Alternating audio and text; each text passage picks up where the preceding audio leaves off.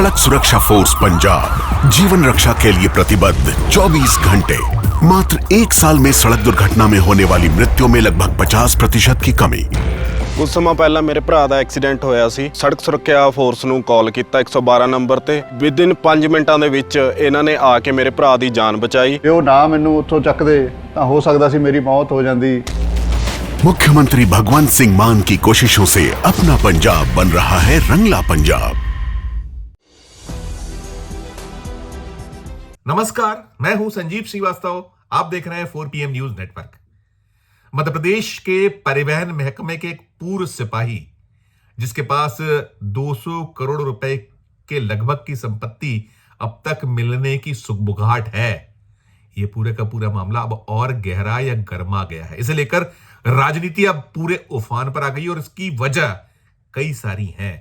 कई एजेंसियां पूरे मामले में जांच कर रही है। वही सिपाही है जिसे लेकर आशंका है कि एक जो भोपाल में छापे के दौरान, छापे के बाद कार मिली है, जो वो गोल्डन कार, 50 करोड़ रुपए की गोल्डन कार, जिसमें 40 करोड़ रुपए का सोना था और 10 करोड़ रुपए नगद राशि मिली थी। ये मसला मामला इसी वजह से गहरा रहा है कि एक डायरी मिलने की जो है सूचना है, जो जांच एजेंसियां, और डायरी में 2000 करोड़ रुपए के कथित लेन देन का हिसाब उस डायरी में है और वो कोडवर्ड में लिखा हुआ है कि किसे कब कितनी राशि पहुंचाएगी। उसमें बहुत सारे अफसरों के नाम होने, बहुत सारे नेताओं के नाम होने की चर्चाएं सरगर्म है। और इस पूरे मामले को यदि कोई तूल दे रहा है तो वो मध्य प्रदेश कांग्रेस दे रही है। मध्य प्रदेश कांग्रेस के प्रदेश अध्यक्ष ने एक बयान दिया था और उस बयान के बाद दूसरा जो बयान आया है, उस बयान के चलते मामले में संदेह का जो कहीं जो है संभावनाएं ज्यादा बढ़ गई और बयान दिया है शिवराज सरकार में मंत्री रहे एक बहुत सीनियर एमएलए, नाम है गोपाल भार्गव। वो बुंदेलखंड से आते हैं और सागर जिले, सागर संभाग का आप प्रतिनिधित्व करते हैं। अभी वो एमएलए हैं, 9वीं बार के भारतीय जनता पार्टी के विधायक हैं। कई बार वे मंत्री रहे अलग अलग सरकारों में और शिवराज सरकार में बहुत महत्वपूर्ण महकमे उनके पास बतौर मंत्री रहे हैं। गोपाल भार्गव ने यह कहकर सनसनी फैला दी है कि जो डायरी मिली है और जिस डायरी का जिक्र है उसमें बहुत सारे नामों की चर्चाएं बनी हुई हैं और जो कांग्रेस आक्षेप आरोप लगा रही है, मैं यानी कि गोपाल भार्गव कह रहे हैं कि मैं दावे से कह रहा हूं कि उस डायरी में मेरा नाम नहीं होगा। गोपाल भार्गव का यह बयान निश्चित तौर पर भारतीय जनता पार्टी, जो मध्य प्रदेश की सरकार है भारतीय जनता पार्टी की, उसकी मुश्किलें बढ़ा रहा है। केंद्र की जो सरकार है, प्रधानमंत्री नरेंद्र मोदी, अमित शाह, जो कहा जाता है कि बीजेपी इन्हीं की है और प्रधानमंत्री नरेंद्र मोदी तो बार बार कहते हैं ना खाऊंगा ना खाने दूंगा, लेकिन हालात इससे उलट मिलते हैं बार बार। जो मध्य प्रदेश में ये घपला घोटाला बीते करीब 1 पखवाड़े से सुर्खियों में है और ये जब से सुर्खियों में आया है जब वो सौरभ शर्मा, वो उसके ठिकानों पर पहले लोकायुक्त ने रेड की थी, छापा मारा था और छापे में अलग अलग जगहों से पहले खेप में 8 करोड़ रुपए मिले थे। 8 करोड़ रुपए कुछ नगद, बहुत बड़ी रकम राशि और साथ साथ काफी तादाद में उसके पास से सोना चांदी जेवरात मिले थे। और बाद में एक कार भोपाल के एक सुनसान इलाके से पकड़ी गई थी। वो कार जिसमें करीब 54 किलो सोना, 40 करोड़ रुपए का सोना, 10 करोड़ रुपए की नगद राशि मिली थी, उसे इनकम टैक्स ने पकड़ा था। और वो जो गोल्डन कार थी, वो कार सौरभ शर्मा, जो परिवहन महकमे में महज 7 साल सेवारत रहा सिपाही के पद पर और उसकी तूती बोला करती थी। और न केवल पहले जब उसकी शिकवे शिकायतें हुई, आरोप है, तब उसने नौकरी छोड़ दी, सेवानिवृत्ति ले ली, वीआरएस ले लिया और उसके बाद वो नौकरी छोड़ने के बाद जो है कहीं रियल एस्टेट और अलग अलग जो काम धंधे उसके हो गए, उसके परिजनों की संपत्तियां बढ़ती चली गई। अब जो निकल कर आ रहा है, जो अब ताजा जो इस पूरे मामले में हालात हैं, स्थिति है, उसमें यह है कि सौरभ शर्मा से जुड़े जो उसके इष्ट मित्र रहे हैं, नाते रिश्तेदार रहे हैं, उन सबके पास से 37 करोड़ रुपए की नगद राशि मिलने की पुष्टि कर रही हैं जो जांच एजेंसियां इस पूरे घटनाक्रम में जांच करी। 37 करोड़ रुपए केवल नगद सौरभ शर्मा और उसके जो जुड़े हुए लोग हैं उनसे मिलने की सूचना सुगबुगाहट है। साथ में लगभग 23 करोड़ रुपए की अचल संपत्ति की पुष्टि की जा रही है जांच एजेंसियों की तरफ से।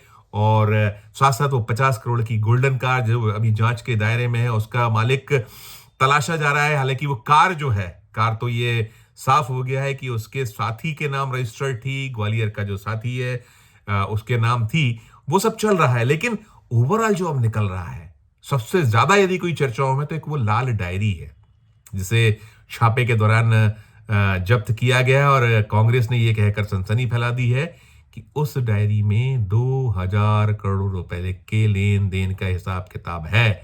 और उस हिसाब किताब में कोड वर्ड्स में सारी, और अमूमन जब भी ये इस तरीके की चीजों से कोड वर्ड में ही नाम लिखे जाते हैं तो पूरा मामला कुछ ज्यादा सुर्खियों में बना हुआ। और ये अब इसलिए ज्यादा गहराया है, मैंने जैसा कहा कि 9 बार के भारतीय जनता पार्टी के विधायक गोपाल भार्गव का बयान, गोपाल भार्गव वोकल हैं।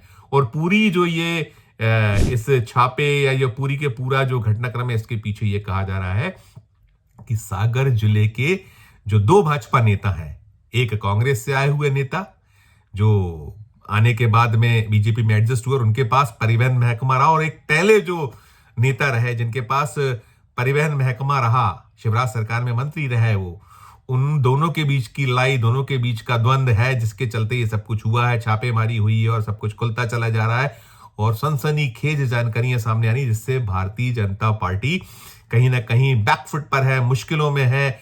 और साथ साथ जो मध्य प्रदेश के अभी मौजूदा मुख्यमंत्री मोहन यादव तो बार बार ये कह रहे हैं कि सरकार किसी को बख्शेगी नहीं, जो भी इस मामले में दोषी मिलेगा, पाया जाएगा। एजेंसियां अपना काम कर रही हैं, जांच के लिए स्वतंत्र हैं, और जो सामने आता चले जाएगा उसके खिलाफ एक्शन होगा, कार्रवाई होगी। लेकिन अभी जो बयानबाजी है ये तेज है।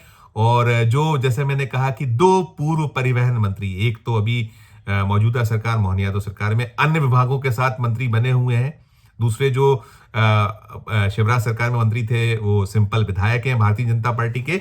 और पूरे घटनाक्रम पर जबरदस्त द्वंद्व है, जबरदस्त एक बयानबाजी, जबरदस्त तरीके का एक सिलसिला बना हुआ है, चल रहा है।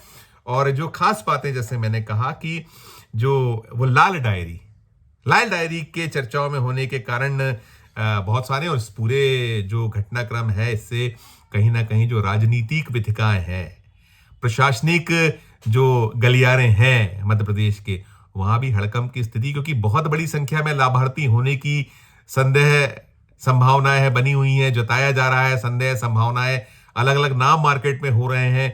कई सारे जो ट्रांसपोर्ट कमिश्नर हैं उनकी भूमिकाएं संदेह के दायरे में जो पूर्व हो चुके हैं, कुछ अभी सत्ता में या जो यहाँ जो सरकार है और उसकी जो पूरी की पूरी मशीनरी उसमें बने हुए हैं, कुछ रिटायर हो चुके हैं। तो सब पर कहीं ना कहीं एजेंसियों की नजर निगाह है, ऐसी संकेत बार बार मिल रहे हैं। और अभी काम चल रहा है, इस पे छापे की कार्रवाई जारी है। यानी कि जो लोकायुक्त रहा है, ईडी रही है, इनकम टैक्स रही है, वो पड़ताल पूरी की पूरी कर रही है। कुछ लोग जो हैं अभी पकड़ लिए गए हैं, कुछ सौरभ शर्मा फरार है, उसने जो 200 करोड़ का सिपाही बताया जा रहा है, जो पूरी की पूरी एक सल्तनत का मालिक था, पूरा परिवहन महकमा उसके द्वारा जो यहाँ चौकियां हैं या जो पूरे का पूरा जांच जो होती है, परिवहन की चौकियां, परिवहन के नाके, उस पर जो जांच की जाती है, उसका वो पूरे का पूरा हिसाब किताब जो रिटायरमेंट के बाद भी उसके हाथों में था और पूरा खेल वही कर रहा था।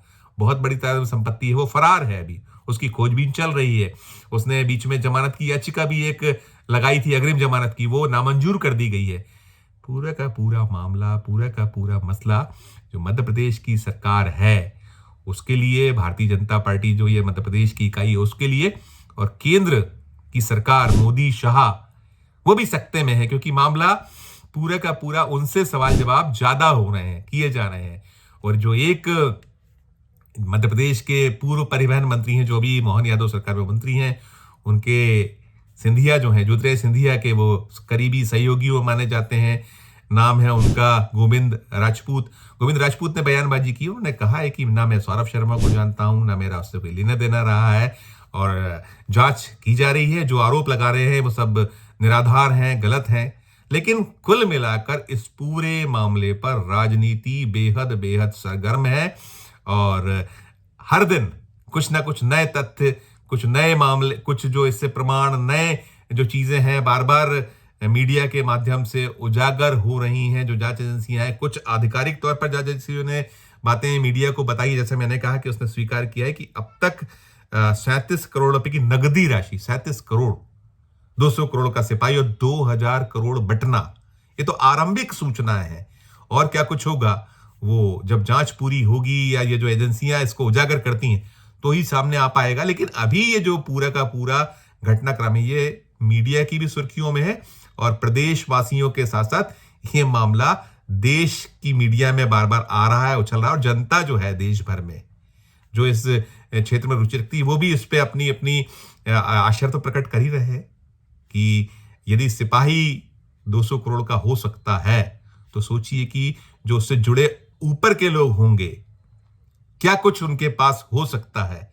जिसके पास 54 किलो सोना मिल जाए, जिसके पास 250 किलो चांदी मिल जाए, तो क्या कुछ चल रहा होगा मध्य प्रदेश में।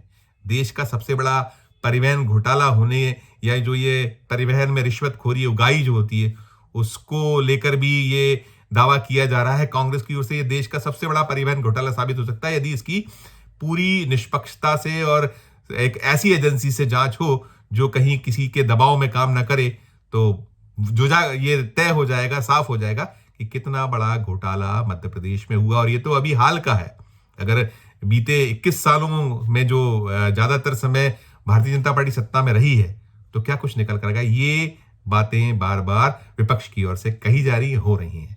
तो अब तक की जो ये इस पूरे घटनाक्रम से जुड़ी ताजा जो स्थितियां हैं वो हम अब दर्शकों तक 4 PM के दर्शकों तक पहुंचा रहे हैं और जो अपडेट होगा वो आगे आपको देंगे। लेकिन ये जो सामने आ रहा है 2000 करोड़ की बंदरबाट हिस्सेदारी, क्या कहिएगा आप? इस पर टिप्पणी हमारे वीडियो कमेंट बॉक्स में जाकर जरूर कीजिएगा।